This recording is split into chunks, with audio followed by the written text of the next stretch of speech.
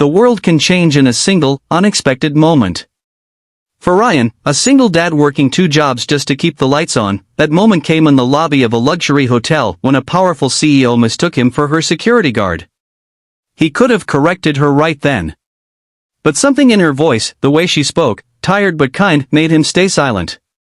What began as a small act of politeness soon turned into a story that neither of them would ever forget, a story about kindness, second chances, and love finding its way through the cracks of 2 broken hearts. Hey everyone, welcome back to your channel name, where we share emotional and inspiring stories that remind us what truly matters: kindness, compassion, and the power of the human heart. If you enjoy stories like this, make sure to subscribe, hit the like button, and drop a comment below about the most unexpected act of kindness you've ever witnessed. Your story might inspire someone else today. Ryan was 36, a single dad raising his 8-year-old daughter, Emma, in a small town outside Chicago. Life hadn't been easy since his wife passed away 3 years earlier. He worked mornings as a delivery driver and evenings as a hotel valet downtown. Money was tight, but Ryan never complained. Every morning, before heading to work, he'd make pancakes with smiley faces for Emma, packing her lunch with a handwritten note that always said, "Be kind, my sunshine." One Friday night, after finishing his shift at the hotel, he noticed a sleek black car pull up. The driver jumped out and opened the back door for a woman in a navy blue suit. She looked sharp, confident, the kind of person who belonged in a world far away from Ryan's. She stepped into the lobby, scanning the area with urgency. When her eyes landed on Ryan, standing near the entrance in his valet jacket, she hurried over. "Good, you're here," she said briskly. "We have to be quick. There's a man following me. Just stay close." Ryan blinked, unsure what to say. Before he could respond, she started walking toward the elevator, clearly expecting him to follow. Something inside him told him not to embarrass her, not to make the situation worse. Maybe she really was scared. So he simply nodded and walked beside her, keeping his eyes open, pretending, for that moment, to be her security guard. When the elevator doors closed, she exhaled in relief. "Thank you," she murmured. "I hate when people don't take no for an answer." Ryan smiled softly. "You're welcome, ma'am." As the elevator opened to the top floor, she turned to him and said, "Wait, you're not with my team, are you?" Ryan scratched the back of his neck. "Actually, no ma'am. I'm just the valet." Her eyes widened then, to his surprise, she laughed. A real, heartfelt laugh that echoed down the hallway. "Well, that explains why you didn't have an earpiece." "I'm sorry. You must think I'm insane." Ryan grinned. "No, ma'am. Just human." She introduced herself as Claire Benson, CEO of a major tech company that had just opened a branch in Chicago. She insisted on giving him a tip, but he politely refused. "You don't owe me anything. I'm just glad you're safe." That moment could have ended right there. But fate and kindness had other plans. The next evening, when Ryan arrived for his shift, the hotel manager pulled him aside. "You've got a guest asking for you," he said with a curious smile. In the lobby stood Claire, holding 2 cups of coffee. "I figured you might like a real thank you," she said. Ryan hesitated. Guests never did things like that. But something in her warm smile felt genuine. They sat down in a quiet corner of the lobby, sipping coffee, and talking like old friends. She asked about his daughter, about his work, about how he managed everything on his own. "I don't always manage," he admitted softly. "But I try to stay kind. Life's tough enough without adding more bitterness to it." Claire looked down at her cup. "You sound like someone who's lost a lot," she said gently. Ryan nodded. "My wife, a few years ago. Cancer."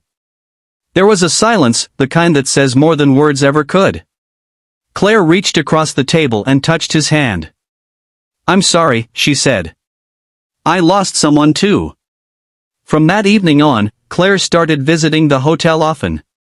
Sometimes with coffee. Sometimes with food for Ryan and Emma. One weekend, she even invited them both to a company charity event. Emma, wearing her favorite yellow dress, couldn't stop smiling as Claire introduced her to everyone. "This is Emma," she said proudly. "And her dad, my favorite hero in disguise." Ryan tried to hide his blush. "I'm no hero," he said. Claire looked at him with that gentle, knowing smile. "You are. You just don't know it." Over the next few months, their friendship deepened. They'd meet after Ryan's shifts, walking by the river, talking about everything and nothing.